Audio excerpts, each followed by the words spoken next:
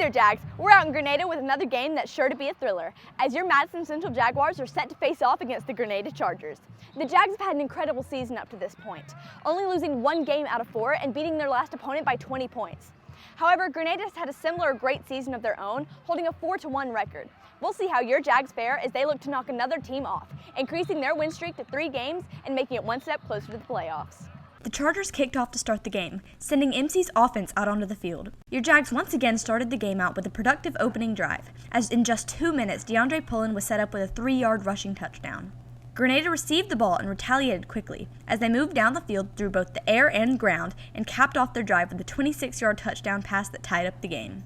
Your Jags offense took the field and swiftly regained their lead, as some big plays got them into Grenada's territory, and Jake Norris was set up with a 1-yard touchdown run that put the score to 14-7.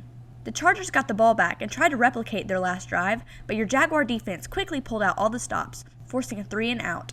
Grenada's defense finally showed signs of life when your Jags offense took the field again, as Vic Sutton tried to hit Isaiah Spencer for a big yardage pass, but the ball was picked off at the Jaguar 24-yard line. However, MC's defense took the field with some energy, as it only took one play to get offense the ball back. Grenada tried to shoot the ball through the gap with a run play, but Jaden Johnson was ready, as he forced and recovered a fumble that gave the offense the ball with incredible field positioning, capping off an eventful first quarter.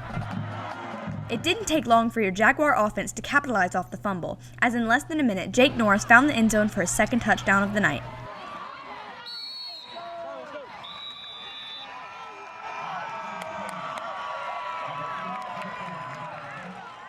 The game quieted down after that, with both defenses performing well. But towards the end of the first half, the Chargers formed a drive that got them into MC territory, and a toss play got them a 12-yard rushing touchdown, making the score 21-14.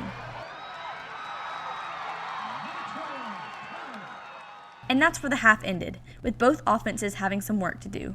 The second half was a slugfest, with both defenses shutting down their opponents on the other side of the ball. Your Jaguar offense formulated some drives that looked promising, and so did Grenada, but nothing would evolve out of them, and the game eventually ended out with your Jags on top, beating Grenada 21-14. This game was an unusual one for this Jaguar squad, but starting quarterback Vic Sutton insists that he and his team have to pick their heads up and prepare for the matchups they have ahead. We just got to work on being more consistent. That was kind of a bad showing tonight, but, we just got to get back in the lab and keep working. So that's your final. This game was an uncharacteristic one for the Jags, but nevertheless they come out on top 21-14.